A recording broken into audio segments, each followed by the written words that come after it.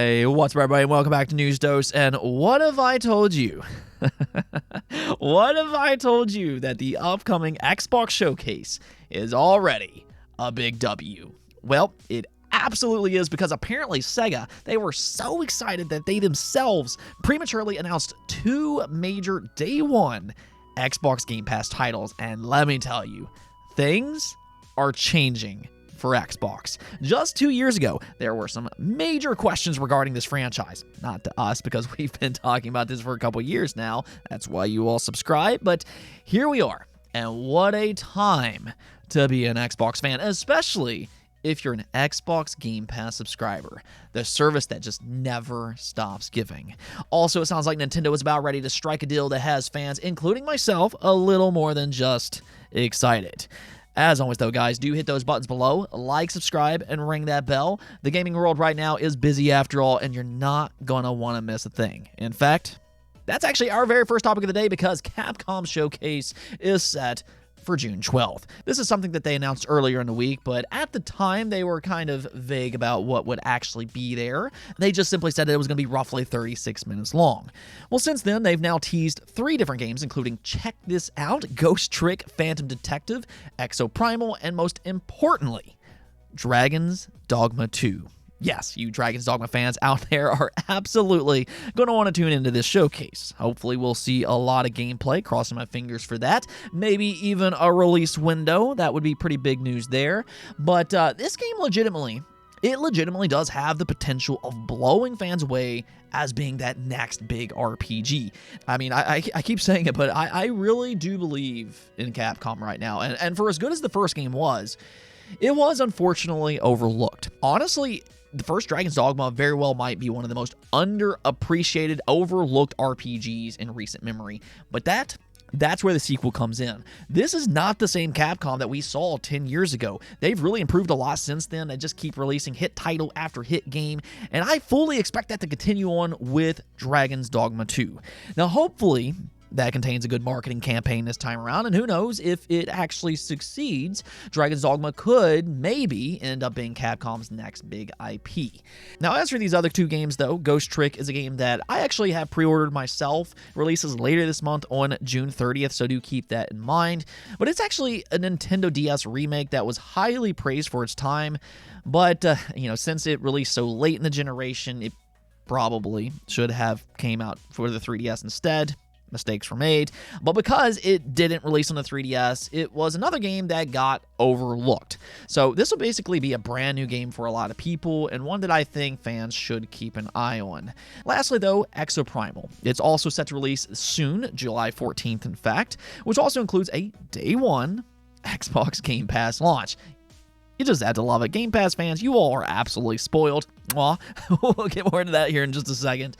But I'm sure they'll show lots of gameplay of Exoprimal here to really sell this game. I mean, even yesterday at the Summer Game Fest, they surprisingly revealed some Street Fighter characters that's coming over to Exoprimal this fall. A little bit of a strange combination, but maybe we'll see a little bit more on that here. But just for these 3 games alone, the Capcom Showcase already looks good enough to tune into on, again, June 12th. Fun times ahead.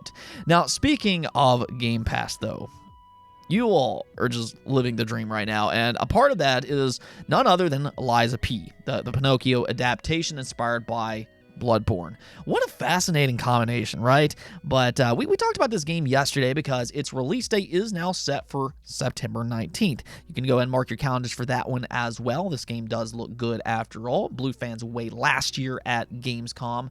But there was a pretty important piece of the news that I missed yesterday. I must have missed it as I was writing notes during the showcase, but thankfully some of you all pointed this out in the comments. I do read all of my comments, but a demo apparently also released yesterday. So yeah, that was actually a very important part of this news. I just must have missed it, but there you go. You can actually play this game right now if you want. And yeah, but I mean, we can just kind of see if the hype is actually worth it. In fact, if you've played the demo already, let me know your thoughts in the comments below. I haven't tried it out myself yet, so I'd love to hear y'all's opinions if you want to share them. That wasn't quite everything, though, for Xbox Game Pass. As I said yesterday, Sega, They had a pretty good showing at the Summer Game Fest. They announced a new Sonic game. They announced a new Yakuza game. Both look great. But here's the thing. They, as in Atlas, saved a couple big announcements for the upcoming Xbox showcase. Now, we've been talking about this for a while, so I don't think that the announcement in itself is necessarily a big surprise until the inclusion of Xbox Game Pass, which I don't think that we previously knew about. There might have been some speculation, but yeah, now it is confirmed. So what's happening here is that Atlas, they didn't want to be left out, so they went ahead and posted 2 different announcements on their Instagram before taking them down. As we all kind of know, though, the internet never forgets. Once it's out there, it's out there. And this is for Persona 3 Reloaded, and then a Persona 5 spinoff by the name of Persona 5 Tactica, both in which will launch directly into Xbox Game Pass day numero uno. So there you go. The Xbox Showcase is already off to an absolutely fantastic start before we even officially begin. Now, this premature announcement, though, it included trailers and everything. I'm not going to include them on my channel for obvious reasons. You can easily find them if you want to search them up. But for this video, if you can just go ahead and close your eyes for a moment and imagine something glorious. That's what these games are. Persona 3 Reloaded looks more similar to Persona 5 visually. Really even, I think, better. I was quite impressed with the visuals, and for all the skepticism that I had previously about a remake coming just after a re-release earlier this year, I mean, that's still strange. You all heard me question that decision a little bit before, but after seeing the gameplay myself, all of my skepticism just kind of melted away. Persona 3 Reloaded, it looks so good. And I think that this game will have more people than ever before playing Persona 3, which really is a great game if you haven't already played it. With this, though, the only thing that I have to kind of say, Persona 4 next, please. That there is still my favorite in the series, and ooh, come on, Atlas. Don't stop at 3. Let's keep them coming. Bring on Persona 4 and maybe even Persona 2 eventually. That one would be quite interesting, as a lot of people haven't played that one. But yeah, I'm getting a little too excited here. I'm getting a little ahead of myself. So let's just kind of rein things back here, because there's still another announcement that we needed to talk about, as Persona 5 Tactica was also prematurely revealed. Now, as the name implies here, this is a tactics turn-based RPG, similar to games like Final Fantasy Tactics and Disgaea. In this game, though, you'll play as the Persona 5 characters in a more stylized art style. Again, I'm not going to show gameplay. It is out there if you want to find it, but I do actually like this idea. Honestly, even more so than Persona 5 Strikers. I mean, if you like action more, you might prefer Strikers, but Persona 5 Tactica, it looks good. I think it's also important to note here that Atlas does have experience with tactics RPGs. They actually did a good job with the Shin Megami Devil Survivor series, if you've ever played those games. These are old games that were first released on the Nintendo DS. They were later ported over to the 3DS as well. They were quite good for their time. So again, after seeing the trailer here for Persona 5 Tactica, I actually have high hopes for this game. It's the game that I guess I never really knew that I needed. As for those release dates, though, Persona 5 Tactica is set to release on November 17th this year, and then Persona 3 Reloaded will launch early in 2024. Now, as of this video, the only confirmed platforms are Xbox and PC, but I do imagine that a PlayStation release is also planned. It's just not going to show up at the Xbox announcement. This is something that first-party companies like to do. They like to hide that fact that they're coming to other platforms. We saw that a lot at the PlayStation Showcase as well, and hopefully Nintendo as well. They're always kind of the wild card, but you know, that's actually one of the huge parts about this announcement. The fact that just a mere 2 years ago, there were a lot of fans out there that thought Persona was never going to come over to Xbox. I mean, we used to talk about this topic all the time, as rumors were circulating that Persona might be coming over to Xbox. But looking back on it, every time that we talked about it, there was some fans out there that just did not believe those rumors. There was this disbelief that Persona was going to come to Xbox, but here we are today. And not only has several Persona games already come to Xbox, we got Persona 3, 4, and 5, but now we're also at the point when completely new Persona games are launching directly into Xbox Game Pass. As the once wise Michael Scott said, how the turn tables. Okay, now, if you weren't already excited enough, though, go ahead and hold on to your jimmies, because the same person who leaked Persona 3 Reloaded, Persona 5 Tactica, where they were set to be announced, also a few Final Fantasy leaks, I'm here too. Well, he's at it again, because he's now also claiming that Square Enix isn't just simply remaking Final Fantasy 9, but also, apparently, they might be remaking Final Fantasy 10. Yeah, there you go. If this is true, we can now see this absolutely legendary scene with modern visuals.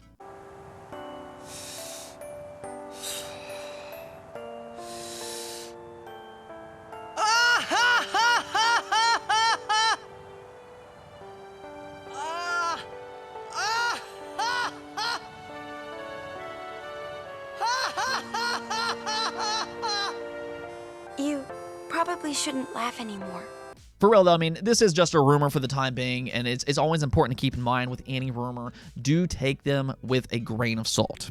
With that said though, I'm a Hero 2, which has since deleted his Resetera account after posting this leak, did claim that Square Enix is planning to release it on Final Fantasy X's 25th anniversary, which is 2026. Man, that makes me feel old. I didn't even realize it's been that long. Time just flies, honestly. But I think for me, the first thing that really stood out was poor Final Fantasy VIII. So you're telling me that Final Fantasy VII, 9, and 10 are all possibly getting remakes in a short period of time, and for us Final Fantasy VIII fans, we're just kind of, I guess, left in the dust here.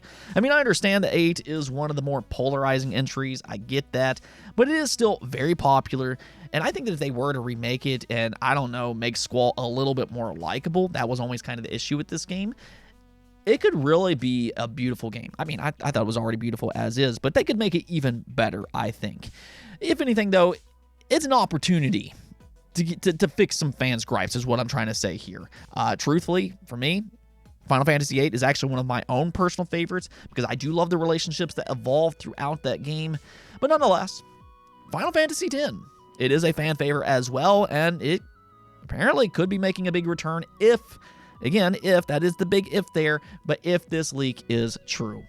Just kind of keep in mind, though, that it's only a rumor, and it will likely remain a rumor for a long time, as official information is probably still years and years away. Okay, so we do have one last update here, though, which is also very exciting. It's been a good 24 hours, I think, but technically this isn't really a game, but it is related because Nintendo is reportedly close to finalizing a deal with Illumination to bring Zelda to the big screen. This is coming from a Hollywood insider, Jeff Snyder, who went on to say this on the Hot Mic podcast. I'm told that Universal is, in fact, closing a big deal with the Nintendo Corporation for The Legend of Zelda. Zelda's looking like the next big Illumination Nintendo franchise, which we were all sort of expecting. I'm told that is happening. So yeah, as he said himself here, I think we were all kind of expecting this. It doesn't come as a major shock or anything like that. I mean, the Mario movie has been massively successful. It's one of the highest grossing animated movies of all time. So obviously, Universal was looking at the success that they had, and they are just absolutely salivating over the idea to get their hands on more Nintendo IP. And what's their next obvious choice here? Zelda. I mean, everybody knows Mario and Zelda. They're two of the most recognizable game franchises of all time, to the point that even people who don't play games, they know about these IP. If anything else, this is kind of an opportunity to show unknowing fans that Link, is the name of the main character, not Zelda. She's the princess, of course, and, non-gamers often don't actually know that. With that, though, it does appear that Nintendo and Illumination's partnership will continue on. I do wonder with that, though, what kind of art style will they go with? Will it be similar to what we saw with Mario? I imagine that probably will be the case, but as some fans have pointed out, Zelda is a franchise that would really fit into a more unique anime and Studio Ghibli art style. I think that would look really good with Zelda, but either way, for me personally, I'm just excited about a Zelda movie. I think there's a lot of potential for a good story in the Zelda universe, and hey, I guess we will get an opportunity to see Link, actually talk. On to the poll of the day, though, and this is something that I've been curious about for a while. Some of you've noticed that I've been experimenting with some different background music lately. I used to do this a lot in my older videos, But the responses got more and more mixed over time when I changed from the usual Heatley Bros song. Some love it when I changed, and then others are like, hey, yo, what happened to the old music? Go back, please. So I want to include you all in the process here, and that's why I asked you all today, which do you prefer? And yeah, so about that. Yeah, the mixed responses that I've seen over time, they make a whole lot more sense now. 38% of you all voted to stick with the same music every day, and then 42% of you all said to switch things up with various music. So this is very split results. And I think with that, what I'll kind of do here is switch things up every once in a while. A lot of you all do seem to want that change, but also knowing that so many of you like the Heatley Bros music, just know that I'll always come back to it and it will remain a big part of this channel going forward. So just kind of keep that in mind. For me though, and I don't usually talk about this type of stuff, but really the hardest thing for me is just finding music that fits the vibe that I'm trying to convey.